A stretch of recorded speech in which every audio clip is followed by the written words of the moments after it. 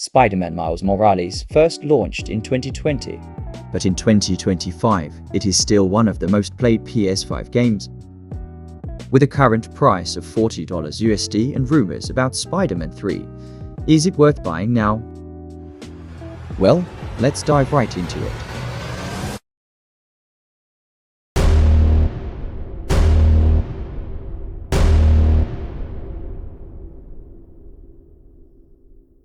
Let's start with the essentials. At launch, Miles Morales cost $50 for the standard edition, or $70 if you wanted the Ultimate Edition that includes the remastered Spider-Man story. Even today in 2025, it rarely drops below $30 on sale. The main story is noticeably shorter than the first game. Most players beat it in about 8 to 10 hours. But if you are a completionist going for all suits, collectibles and trophies, you will get 15 to 20 hours total. Today, I will tell you guys about the pros and cons of playing Spider-Man Miles Morales in 2025. So let's get right into it.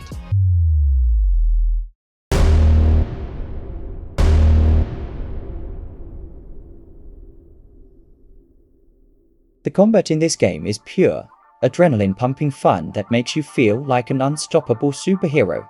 Right from the first punch, you can feel the weight and power behind every move. His bioelectric venom attacks add a whole new layer of excitement, letting you unleash devastating punches and ground slams that send enemies flying across the screen. The camouflage ability lets you disappear mid-fight, creating thrilling stealth opportunities. Combat flows beautifully between web slinging, acrobatic dodges, and brutal finishes. The animations are slick, the hits feel weighty, and chaining combos never gets old. Whether you are brawling with street thugs or taking on supervillains, the combat stays fast, fluid, and endlessly fun.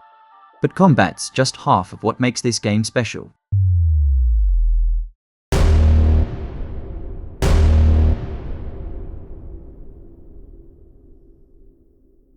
And while Miles' powers make you feel unstoppable, his suits make you look unstoppable too. From comic book classics to deep-cut references, this game's wardrobe is packed with style and drip. And let's be real, half the fun of being Spider-Man is suiting up in style and trying to look cool while beating up some bad guys. Take the Spider-Verse suit. It's not just a cosmetic. Turn on the comic mode, and suddenly the entire game looks like it jumped into the Spider-Verse, with that signature stutter animation and bold outlines. My personal favorites are the Spider-Verse suit, Miles Morales 2099 suit, and lastly, the programmable matter suit. These suits aren't just for show, they're meant to be taken for a spin through the neighborhood. Because let's be honest, half the joy of looking good is being seen. And there's no better runway than Harlem itself, where every rooftop, bodega, and back alley tells its own story.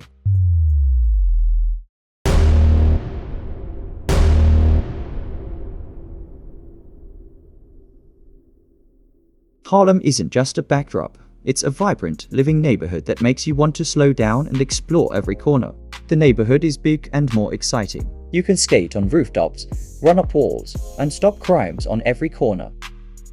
Everywhere you look, there's something fun to see. Bright street art, Christmas decorations, and little shops with cats. The city feels alive with people chatting, music playing, and cars honking. At night, neon signs glow while snow falls, making everything look magical as you view the city from rooftops. Even after finishing the story, you'll want to keep exploring because there's always something new to discover. Whether you're fighting crime or just taking pictures, the city never gets boring. Now, let's move on ahead to the bad side of Spider-Man Miles Morales.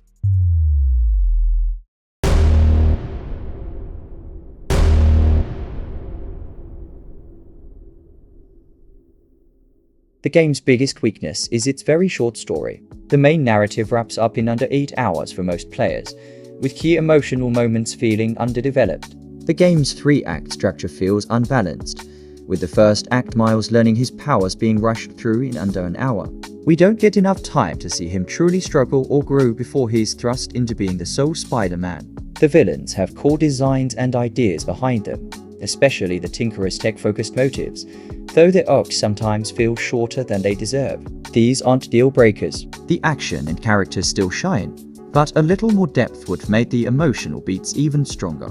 And while the Roxen CEO serves as a serviceable big business antagonist, his lack of depth makes corporate oppression feel more like a plot device than a meaningful theme. Although the story is overall exciting and fun, it is just too short.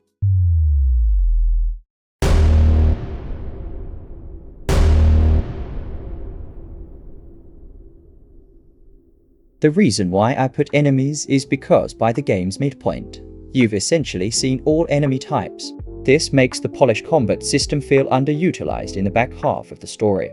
While Miles' venom powers and camouflage add fresh mechanics, the enemy factions lack diversity. You primarily fight Roxen guards armored soldiers with generic tech weapons.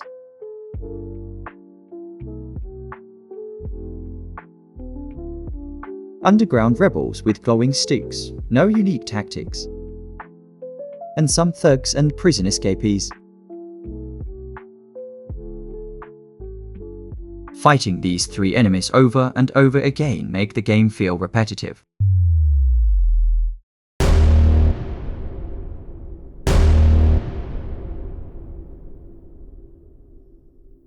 While the main story delivers thrilling moments, the side activities often lack the depth and variety to stay engaging long-term. Most side missions fall into predictable patterns. Stopping yet another street crime, or clearing out repetitive underground hideouts with little narrative payoff or evolving gameplay to make them stand out. The Finesse missions, while a nice touch for world building, quickly become routine as they recycle the same objectives without meaningful character interactions or rewards. Although the side missions get repetitive, but the thrill of being Spider-Man swinging, fighting, and living Miles' story keeps the adventure fun.